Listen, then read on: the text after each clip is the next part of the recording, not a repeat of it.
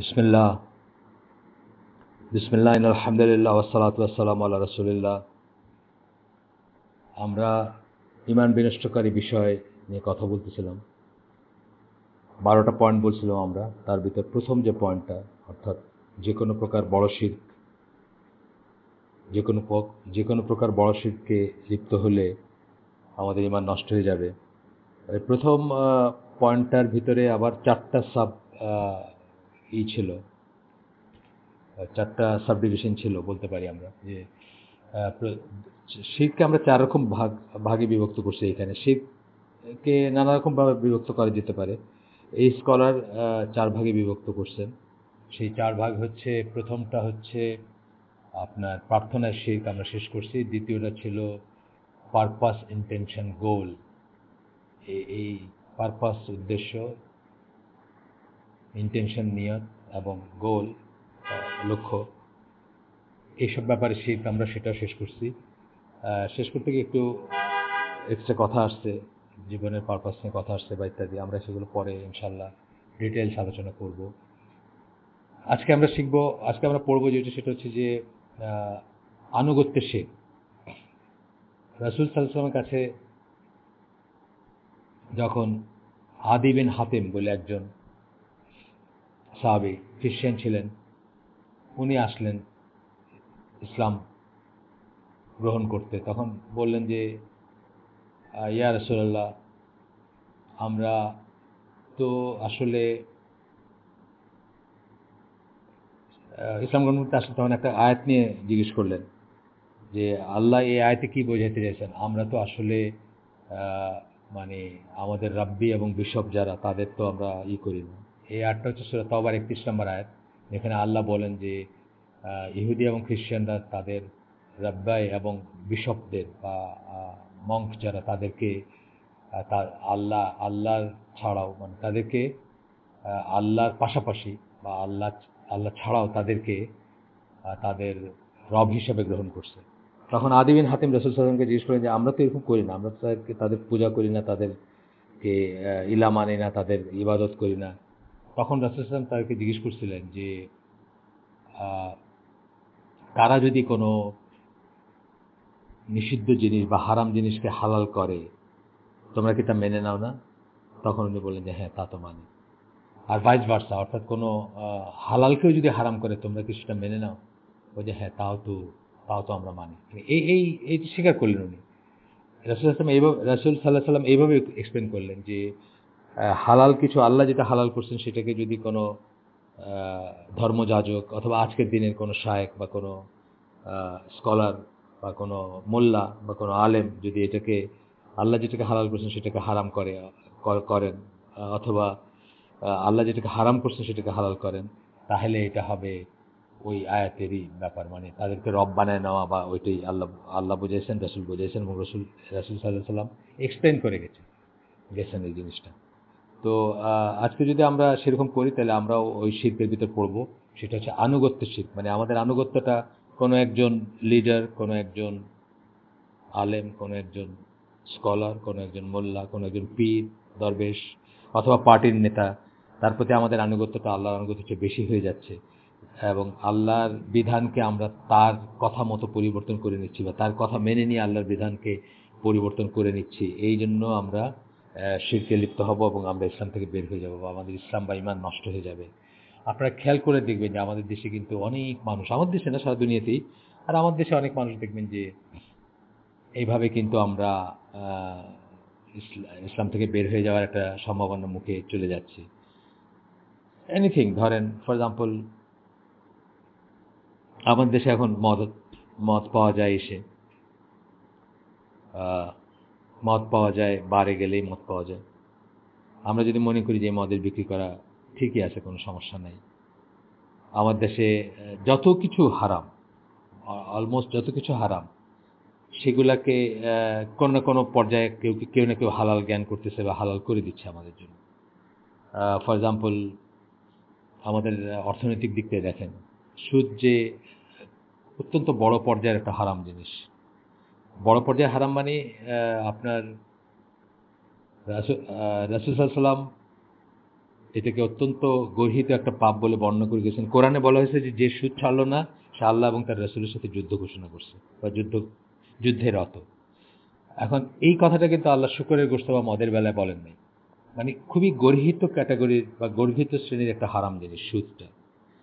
কিন্তু আপনি দেখেন আজকে ঢাকায় বা যে কোনো জায়গায় আমরা যদি দেখি যে একটা শুকরের গোশতের দোকান খুলছে, মানুষ কিন্তু দেখবেন যে দৌড়ে গিয়ে সেটা ভেঙে যেতে বা মানে ভাঙতে যাচ্ছে, বা হয়তো এটা নিয়ে মারামারি হবে বা কাটাকাটি হবে যে শুকরের মুসলিম দেশে শুকরের গোশতের দোকান কেন খুলছো বা কেন চলতেছে বা কেন আপনারা খুলছেন বা কেন বিক্রি করতেছেন।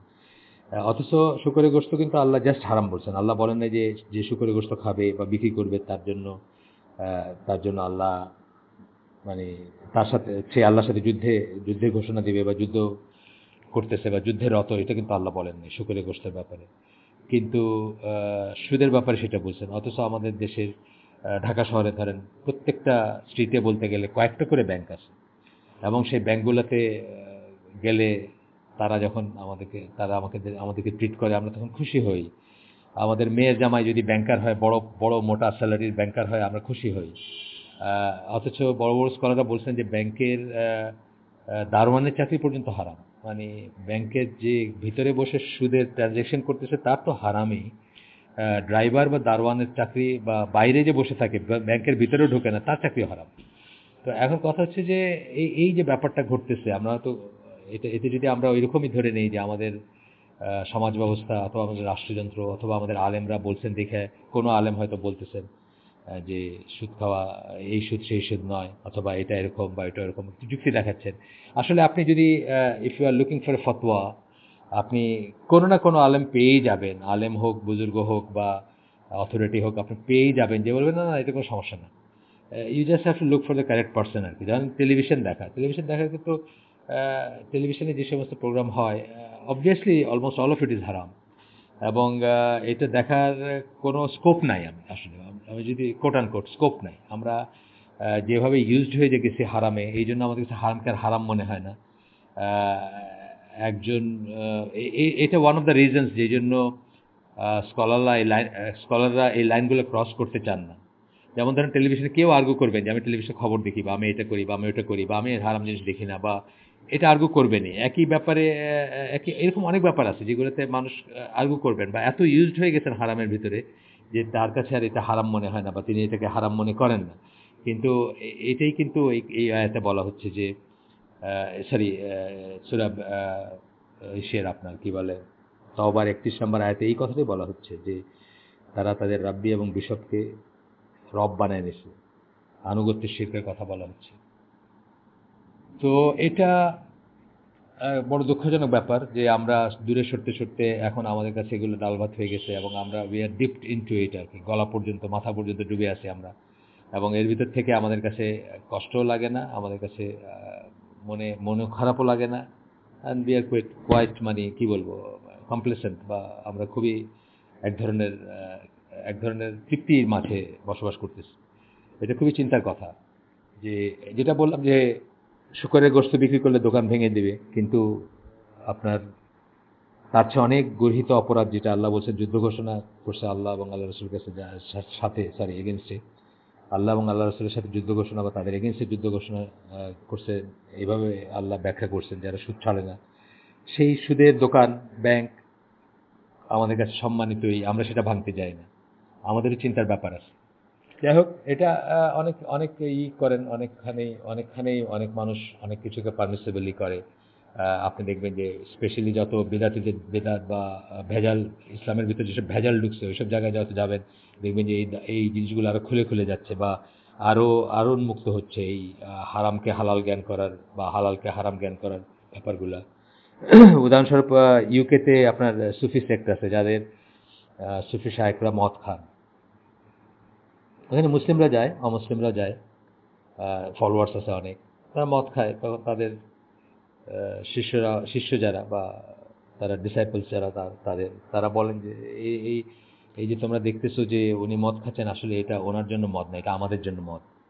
মানে এটা আরেকটা ক্লজে পড়ে, তারপরেও এটা এক ধরনের হালাল করে দেওয়া আর কি। যাই হোক, আমরা মোটামুটিভাবে বুঝতে পারছি যে আল্লাহ যা নিষেধ করছেন সেটাকে কেউ পারমিটেড করতে পারে না। হ্যাঁ, কোনো একটা সময় আপনি একটা একটা বাধ্য হয়ে একটা সিচুয়েশনে পড়তে পারেন, সেটা আলাদা জিনিস। কিন্তু পারমিটেড জ্ঞান করা যাবে না, পারমিটেড করতে পারে না কেউ, হালাল করে দিতে পারে না কেউ। আবার আল্লাহ যা করছেন মানে হালাল করছেন সেটাকে কেউ হারাম করতে পারে না। যেমন ধরেন একটা ছোট্ট উদাহরণ দিচ্ছি যে আল্লাহ বলছেন যে একজন পুরুষ মানুষ 4টা বিয়ে করতে পারবে। আমার যত খারাপ লাগুক, আমার যত আমি এটাতে আনইউজড হই, আমার যত মনে হোক যে এটা বোধহয় ঠিক না বা এটা আমার বুদ্ধি যুক্তি জ্ঞান দিয়ে মনে হোক, কিন্তু আমাকে এই পয়েন্টে আসতে হবে যে আল্লাহ যেহেতু এটাকে জায়েজ বলছেন, এটাকে আমি হারাম বলতে পারবো না, অথবা কেউ এটাতে বাধা দিতে পারবে না, বাধা দেওয়া উচিত না। আল্লাহ যে ক্লজগুলো বলছেন, যে ক্লজগুলোতে করা যাবে বা করা যাবে না, সেটার বাইরে আমি বলতেছি। একই কথা, এটা হচ্ছে যেমন হারামকে সরি হালালকে হারাম বলা যাবে না, এটার উদাহরণ দিলাম আমি। আর হারামকে হালালের উদাহরণ তো আগেই দিলাম, যে আমরা যেমন টিভি দেখা বলেন বা বলেন, টিভি দেখা নিয়ে যেটা বলতেছিলাম যে আপনি অনেক শায়েখ পাবেন বা অনেক অনেক ইসলামের আলেম পাবেন যারা বলবেন যে না, টিভি দেখতে কি সমস্যা আছে, দুনিয়াদারি খবর রাখতে হবে না। কিন্তু আপনি যদি দুনিয়াদারি খবর রাখতে গিয়ে একটা হারাম ছবি দেখেন, আপনার এটার থেকে আপনাকে এক্সপায়ারেশন যেটা বা এটা থেকে আপনাকে মুক্তি দিবে কে? ওই শায়েখ কিন্তু কিয়ামতের দিন আপনার পক্ষে সাক্ষী দিবেন না বা আপনার কোনো হবেন না। উল্টা তার গুনাহ হবে, আপনার গুনাহ তারও গুনাহ হবে, কারণ উনি আপনাকে পারমিট করে দিয়েছেন, সেই জন্য তারও গুনাহ হবে। কিন্তু উনি কিন্তু আপনার কোনো কাজে আসবেন না ওই দিন। এই জন্যই নাসিরুদ্দিন আলবানী, শেখ নাসিরুদ্দিন আলবানীকে জিজ্ঞেস করা হয়েছিল যে আমরা তো দাওয়াতি কাজের জন্য টেলিভিশনটাকে ব্যবহার করতে পারি, অনেক দাওয়াতের প্রসার হবে, প্রচার প্রসার হবে। উনি জিজ্ঞেস করছেন যে টেলিভিশন তো একটা মোবা জিনিস, এটা তো একটা যন্ত্র, এটা হালাল হারাম বলতে কিছু নাই। কিন্তু কেউ যদি একটা টেলিভিশন কেনে আজকের দিনে এই অবস্থায়, দুনিয়ার যে অবস্থা এখন, তাহলে 99% কেসে কেউ না কেউ কোনোদিন এটাতে কোনো হারাম জিনিস দেখবে বা হারাম কাজে ব্যবহার হবে। অ্যান্ড দ্যাটস ওয়াই উনি বলছেন যে I would say that it is হারাম। কিন্তু যদি এমন একটা ব্যাপার হইতো যে কোনো একটা আহ, কোনো একটা আহ, রাষ্ট্রযন্ত্র বা কোনো একটা নিয়ম কানুন বা শৃঙ্খলার ভিতরে যে কেউ টেলিভিশনে কোনো হারাম জিনিস দেখতে পারবে না, হারাম জিনিস দেখার কোনো স্কোপ নাই, তখন বলতাম আমি, উনি বলছেন যে এটা ওয়াজিব এটাকে ইউজ করে দাওয়াতি কাজ বা প্রচার প্রসার করা। এই এই জন্যই কিন্তু আমি বা আমাদের মতো আমি যাদের ফলো করি তারা এই ফেসবুক, ইন্টারনেট এগুলো ব্যবহার সম্বন্ধে এত কশাস, এত কশাস। আপনারা যারা ইন্টারনেট বা ফেসবুক ব্যবহার করেন, আপনারা আমার কাছে জবাব দিয়ে করার কিচ্ছু নাই, আমার কাছে বলারও কোনো দরকার নেই। নিজেরা নিজের ভিতরে তাকায় দেখেন যে every time you logged into Facebook, আপনি কি একটা হারাম কিছু দেখছেন কিনা, আপনার কতটুকু লাভ হয়েছে বা দুনিয়ার কতটুকু লাভ হচ্ছে, দুনিয়া কতটুকু ইসলামের দিকে আসতেছে, আর কতটুকু ইসলাম থেকে সরে যাচ্ছে ফেসবুক ইউজ করার জন্য। 100 জন মানুষের ভিতর কয়জন ইসলামের দিকে আসতেছে ফেসবুক ইউজ করার জন্য, আর কয়জন ইসলাম থেকে সরে গিয়ে হারামে ঢুকতেছে ফেসবুকের জন্য, এটা আপনারা দেখেন, চিন্তা করেন। এইভাবে জিনিসগুলোকে চিন্তা করা উচিত। যাই হোক, এটা আমরা গেলাম যে হালালকে হারাম, হারামকে হালাল করব না আমরা, যারা করে তাদেরকে আমরা করব না, এটা শিরক। এটাকে এটা এটা শিরক, এবং এটা হচ্ছে যাদের আনুগত্য আমরা করব, যাদের কথায়, যাদের অনুমোদনে, যাদের পারমিশনে আমরা হারাম জিনিসটাকে হালাল মনে করে করতে থাকবো, অথবা হালাল জিনিসটাকে হারাম মনে করে করতে থাকবো, তাদের প্রতি যে আনুগত্য আমাদের, সে আনুগত্য আল্লাহর আনুগত্যের বাইরে চলে গেল। অর্থাৎ আল্লাহর আনুগত্য হচ্ছে মানে কি বলবো, আল্লাহর আনুগত্যকে সারপাস করে চলে গেল বা সুপারসিড করে চলে গেল, আল্লাহর আনুগত্য হচ্ছে বেশি হলো সেখানে। এটা কিন্তু ইসলাম থেকে বের হয়ে যাবেন আপনি বা আমরা, বা ইমান নষ্ট হয়ে যাবে আমাদের। এরপরটা হচ্ছে ভালোবাসার শিরক। 4টা ক্যাটাগরি শিরক আমরা পড়তেছি। ভালোবাসার শিরক, এখানে একটা আয়াত বলতেছেন, এটা ফেমাস আয়াত খুব, 165 নম্বর আয়াত সূরা বাকারার। এখানে আল্লাহ বলতেছেন যে এবং মানুষের ভিতর এমনও মানুষ আছে যারা আল্লাহ ছাড়াও অন্যের ইবাদত করে এবং তাদেরকে আল্লাহর রাইভেল হিসাবে বা আল্লাহর সমকক্ষ হিসাবে জ্ঞান করে। তারা তাদেরকে এমনভাবে ভালোবাসে যেমন তারা আল্লাহকে ভালোবাসে, বা মানে আল্লাহকে যেমন ভালোবাসা উচিত তারা তাদেরকেও তেমনি ভালোবাসে, মানে এক্সট্রিম ভালোবাসা তাদের প্রতি, যে ভালোবাসাটা। কিন্তু যারা আল্লাহে বিশ্বাস করে তারা আল্লাহকে সবচেয়ে বেশি ভালোবাসে বা সব কিছুর চেয়ে বেশি ভালোবাসে। আমাদের কথার ভিতরে দু একদিন আগে কথাটা আসলো যে আল্লাহকে সব কিছুর চেয়ে এবং সবার চেয়ে, সবার বলতে আমরা পার্সন বোঝাচ্ছি, আর সব কিছু বলতে আমরা মেটেরিয়াল বোঝাচ্ছি। সবকিছুর চেয়ে এবং সবার চেয়ে, অথবা সবার চেয়ে এবং সবকিছুর চেয়ে বেশি ভালোবাসতে হবে। এটা আমাদের উপর ফরজ এবং ওয়াজিব।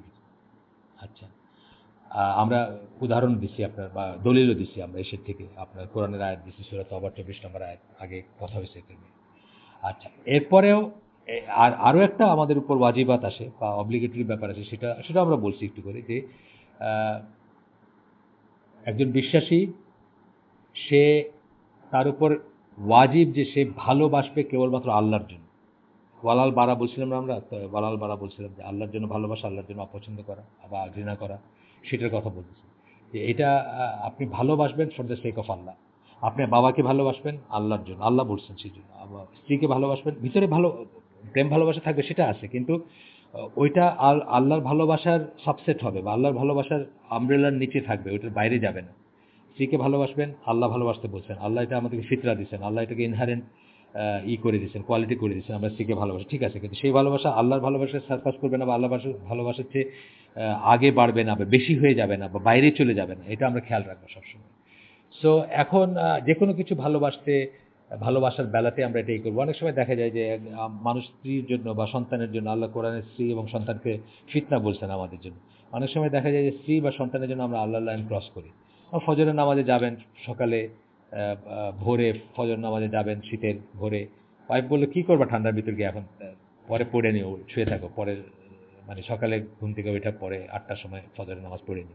এই যে ব্যাপারটা করলেন, এটাকে চিন্তা করছেন আসলে ব্যাপারটা কি হইলো? ব্যাপারটা হইলো যে আল্লাহর একটা ফরজিয়াত বা আল্লাহর একটা আদেশ আপনি আপনার স্ত্রীর ভালোবাসার জন্য ত্যাগ করলেন, অথবা সেটার চেয়ে আপনার স্ত্রীর ভালোবাসাটা আপনার কাছে বড় হয়ে গেল। এটা কিন্তু খুবই চিন্তার কথা। এই লেখক যিনি যিনি এই আর্টিকেলটা লিখছেন, উনি আমেরিকান একজন মানুষ, কিন্তু উনি বলছেন যে কারো যদি দেশের জন্য, উনি আমেরিকার এক্সাম্পল দিয়ে বলতেছেন, কারো যদি দেশের জন্য ভালোবাসাটা এমন হয় যেটা আল্লাহর ভালোবাসার বাইরে থেকে নিয়ে যায়, সেটাই তার জন্য ভালোবাসা শেখ, এবং তার সেটা চিন্তা করা উচিত যে সে এরকম বলতেছেন যে অনেক মানুষের দলের জন্য হয় এই ভালোবাসাটা। অনেক মানুষ তার দল বা তার গোষ্ঠী বা তার তার গোত্র বা এমনকি তার মানে জাতীয়তা, সেটার প্রতি তার ভালোবাসা দিনের চেয়ে বেশি হয় বা আল্লাহর চেয়ে বেশি হয়। সেই সেই সেই ক্লাস্টার বা সেই গ্রুপ এর ভিতরে কেউ থাকলে তাকে সে ভালোবাসে, সেই গ্রুপের বাইরে থাকলে সে মুসলিম হইলেও তাকে সে ভালোবাসে না। বা দেখা গেল যে ইসলামের একটা উন্নতি হচ্ছে, কিন্তু সেই উন্নতিটা তার গ্রুপের উন্নতি না, তার দেশের উন্নতি না, বা তার গোষ্ঠীর উন্নতি না, বা তার জামাতের উন্নতি না, বা তার দলের উন্নতি না, তখন সে সেটাতে খুশি হয় না। এটা অনেক চিন্তার ব্যাপার আছে। এই ক্যাটাগরির শিরকের ভিতরে সবচেয়ে ভয়ঙ্কর যেটা, সেটা হচ্ছে যে নিজের নফসের যে ভালোবাসা, এটা এটা আমরা চিন্তা করি না যে আমরা আসলে সবচেয়ে ভালোবাসি কাকে। সবচেয়ে ইউজুয়ালি মানুষ সবচেয়ে ভালোবাসে কাকে, এটা বলার অপেক্ষা রাখে না, সে নিজেকে সবচেয়ে ভালোবাসে ইউজুয়ালি। এবং নিজের ভিতরে যে ডিজায়ার আছে, হাওয়া যেটাকে আমরা বলি, সেই হাওয়াকে যে অত্যধিক ভালোবাসে, এমন ভালোবাসে যে সেই ভালোবাসার জন্য সে আল্লাহর লাইন ক্রস করে বা আল্লাহর ভালোবাসার বাইরে চলে যায়, অথবা আল্লাহর চেয়েও বেশি ভালোবাসে, সেই নফস যা বলে সে সেটাই করে। তার যা ভাল লাগে, গান শুনতে ভাল লাগে, সিনেমা দেখতে ভাল লাগে, নাটক ভাল লাগে, ওই পোর্নোগ্রাফি ভাল লাগে, বা অন্য কিছু ভাল লাগে, মানে খারাপ জিনিসগুলো ভাল লাগে। এটা আল্লাহ দিয়ে দিচ্ছেন আমাদেরকে, খারাপ জিনিসগুলো আমাদের ভিতরে একটা আকর্ষণ থাকবে, বেস ইনস্টিংক্ট দিয়ে এটাকে আমরা বলি। কিন্তু সেটা কি যদি আমরা আল্লাহর ভালোবাসার চেয়ে বেশি ভালোবাসি, অর্থাৎ সেটার আনুগত্য করি আল্লাহর আনুগত্য করার চেয়ে, আমরা কিন্তু এই ক্যাটাগরির শিরকে পতিত হব। আমরা আসলে অনেক কঠিন কিছু কথা আমরা আজকে বললাম। ইসলাম থেকে দূরে সরতে সরতে সরতে সরতে আমরা এমন জায়গায় গেছি যে হালাল হারামটাকে আমাদের কঠিন কথা মনে হয় এখন। হয়তো অনেকের মনে হবে ইসলামকে এত নাকি, এতই এতই শক্ত জিনিস। আমরা আসলে সরে গেছি, আমাদের রেফারেন্স থেকে সরে গেছি, সেই নর্মস থেকে সরে গেছি, যে জন্য আমাদের কাছে এটা মানে এখনকারটাকে নর্মাল মানুষের ইসলামটাকে শক্ত মনে হচ্ছে। এটাকে ইউজড হওয়ার ব্যাপার আছে, হারামে ইউজড হয়ে গেছি আমরা, হারামে ইউজড হয়ে গেছে। আমি মাঝে মাঝে একটা উদাহরণ দিই যে ঢাকা শহর থেকে আপনি যদি ট্রেনে যান, তাহলে কারণ বাজারের এদিকে কতটুকু জায়গা আছে যে ভীষণ রকমের দুর্গন্ধ আসে, কারণ এখানে শুটকির আড়ত আছে।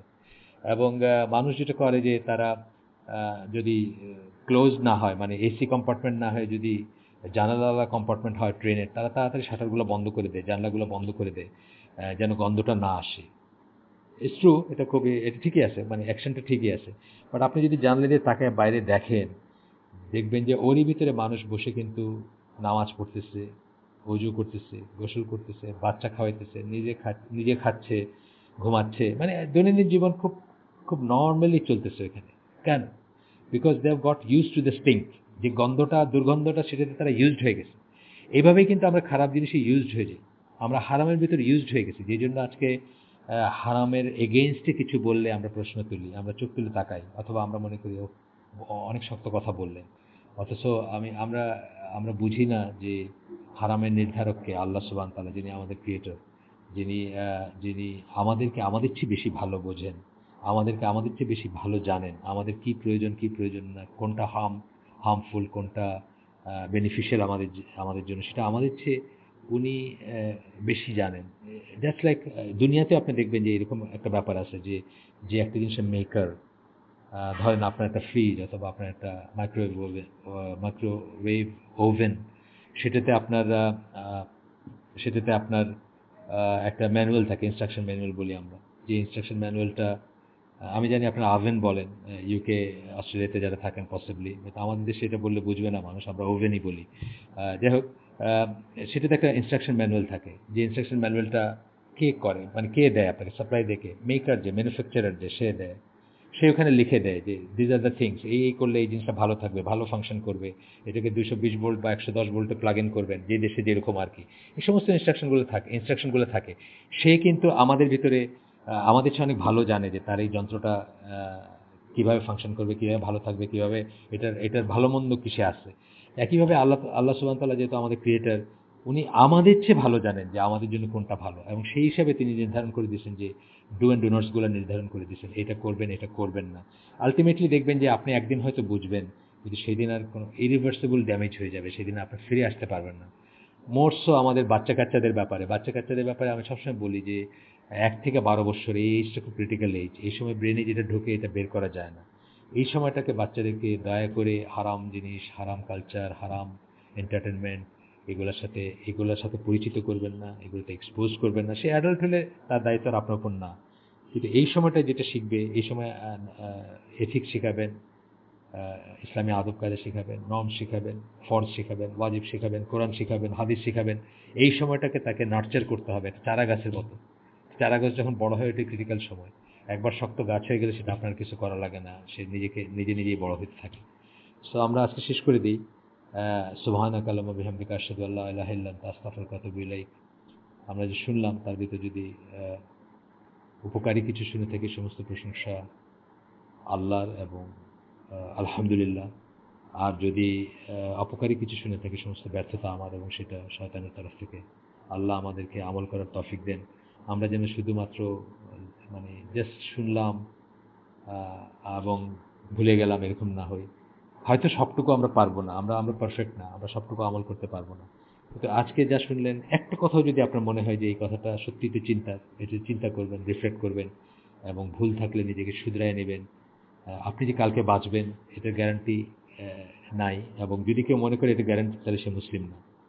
আল্লাহ আমাদেরকে তৌফিক দেন। আসসালামু আলাইকুম ওয়া রাহমাতুল্লাহি ওয়া বারাকাতুহু।